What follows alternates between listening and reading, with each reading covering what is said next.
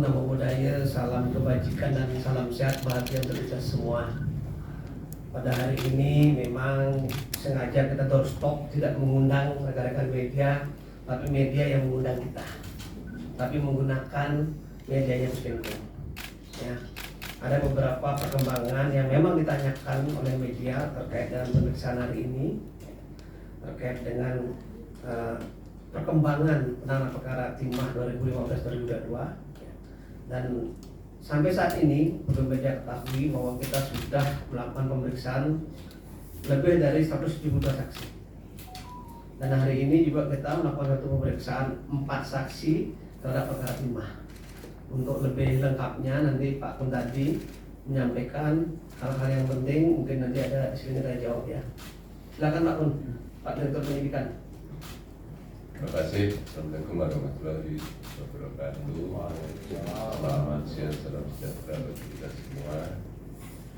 Sebagaimana kita ketahui, beberapa hari yang lalu kita melakukan serangkaian kegiatan penyidikan, diantaranya melakukan kegiatan penggeledahan di rumah saudara HLN, dan kemudian beberapa saat kemudian kita melakukan tindakan penahanan terhadap saudara HLN dan diikuti dengan penahanan saudara HM.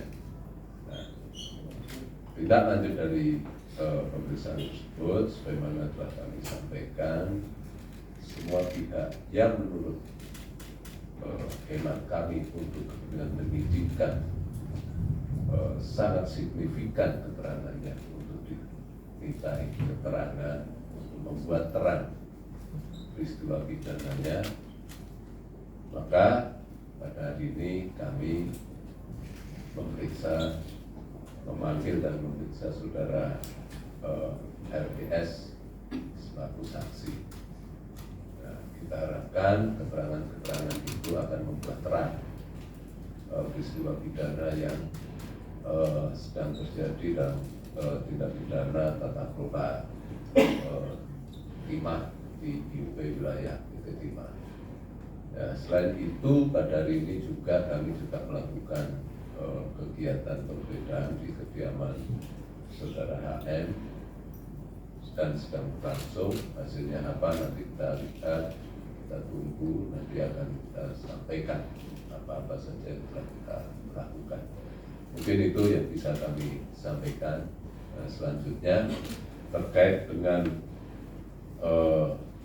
saksi si A, si B apa harus diperiksa dan sebagainya, kembali lagi mohon beri kepercayaan kepada kami bahwa siapapun sepanjang itu ada urgensinya dalam rangka membuat terang peristiwa pidana, pasti akan kami minta klarifikasinya, ya.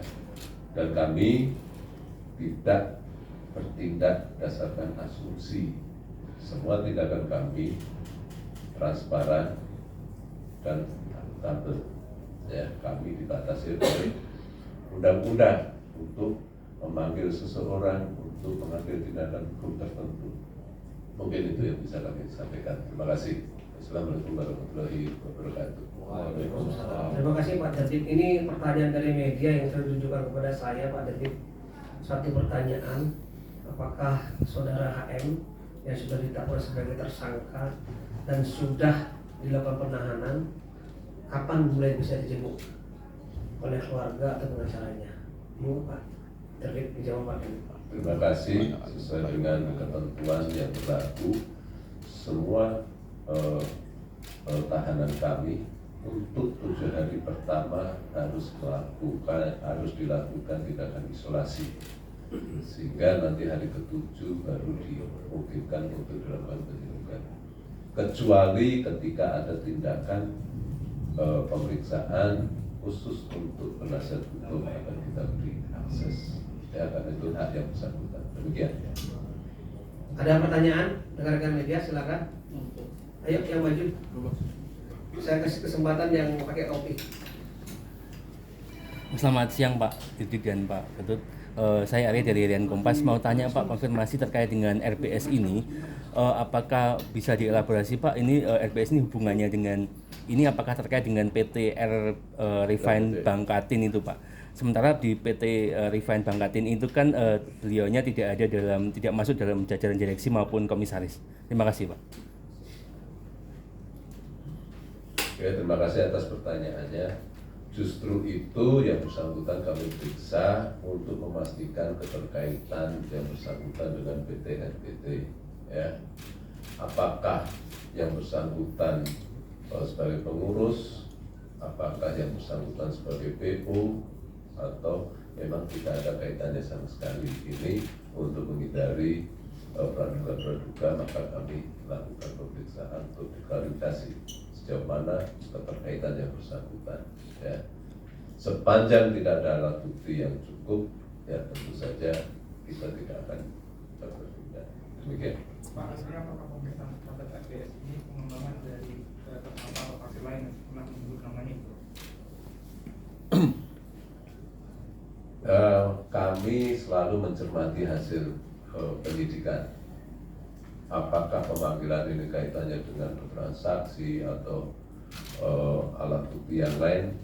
Tentu saja kami tidak bisa menyampaikan di forum ini.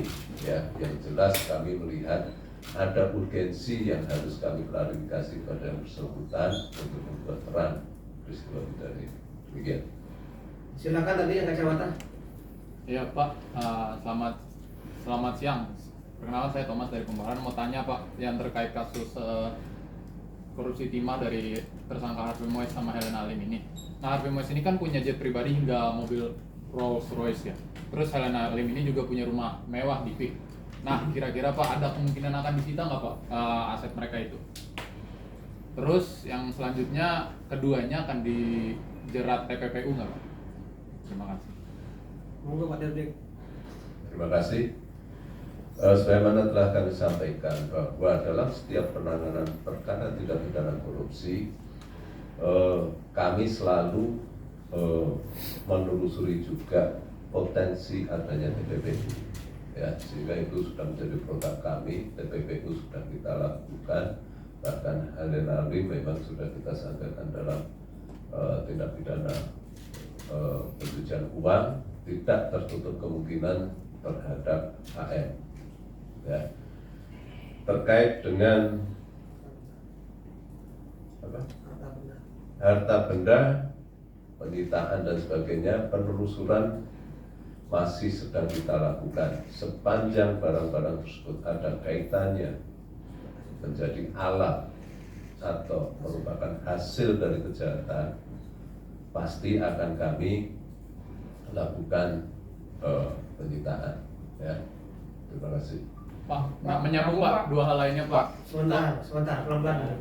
Menyambung Pak. Saya suruh ke sini tadi. Silakan Mas. Saya, baik. Terima kasih Pak Puntadi. Saya Rudi dari Bubble Traktual. Saya datang dari Bangka sengaja hari ini. Ada 3 pertanyaan yang ingin saya sampaikan. Yang pertama terkait Harvey Muiz. Apakah pihak Kejaksaan Agung sudah melakukan langkah-langkah seperti pemblokiran rekening, baik itu milik HM maupun milik perusahaan-perusahaannya. Kemudian yang kedua,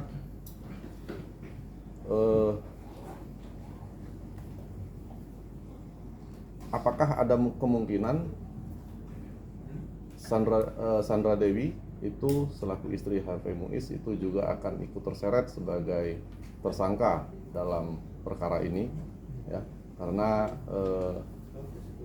dia sebagai penerima pasif mungkin bisa ikut terseret. Dan kalau Sandra Dewi bisa terkena, apakah istri atau keluarga dari para tersangka yang lebih dahulu dijerat sebagai tersangka juga akan ikut terseret ke dalamnya.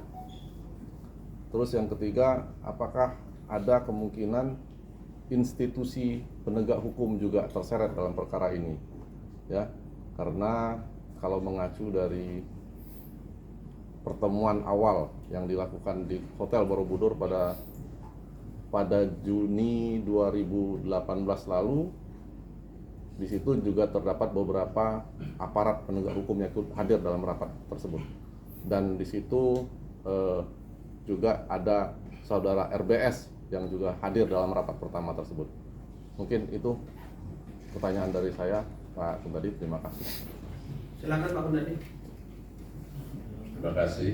Terkait dengan pertanyaan pertama, apakah sudah ada tindakan pemblokiran dan sebagainya terkait dengan rekening yang bersangkutan dan yang lain-lain, bahwa pemblokiran sudah lama kita lakukan pada saat awal-awal penyidikan ini, ya. Jadi bukan hanya baru sekarang ini, oke? Dan itu masih terus berkembang. Kedua, terkait dengan kemungkinan, kami tidak bicara terkait dengan kemungkinan. Tadi sudah kami sampaikan, penegakan hukum dasarnya adalah alat bukti, bukan asumsi. Jadi kami tidak akan berandai-andai. Oke? Tiga, apakah ada kemungkinan institusi lain? Itu juga bicara tentang kemungkinan kami bergerak terkait dengan alat bukti. Ya, jangan berasumsi dalam penegakan hukum. Saya kira itu sudah terjawab ya. Silakan yang pakai kacamata dulu, yang pakai topi. Nanti Om. Pak, dari 271 triliun itu Helen Nadim terima berapa dan HM itu terima berapa? Terkait itu masih dalam proses penyidikan, ya. Kami tidak bisa menyampaikan di sini, ya. Nanti semua akan terang pada saat persidangan. Ujung dari perkara ini ada di persidangan dan semua akan kita pertanggungjawabkan di persidangan secara transparan. Ya. Mari kita kawal penegakan ini dan kita tunggu hasilnya di persidangan. Demikian. Tahu nggak Pak, keuntungan yang didapetin sama si Harvey Mois dan Helena Lim ini berapa gitu? Miliaran kah atau berapa gitu Pak? Terus yang selanjutnya akan ada kemungkinan tersangka lain nggak Pak? Terkait dengan keuntungan masih dalam proses penelusuran kami, ya. Tunggu saja, ini formulasi penghitungan, perumusannya, penghitungan masih kita koordinasikan dengan BPKP dan beberapa ahli terkait dengan keuangan negara. Terkait dengan bicara kemungkinan, sekali lagi kami tegaskan, kami tidak bertindak atas nama kemungkinan, atas nama asumsi.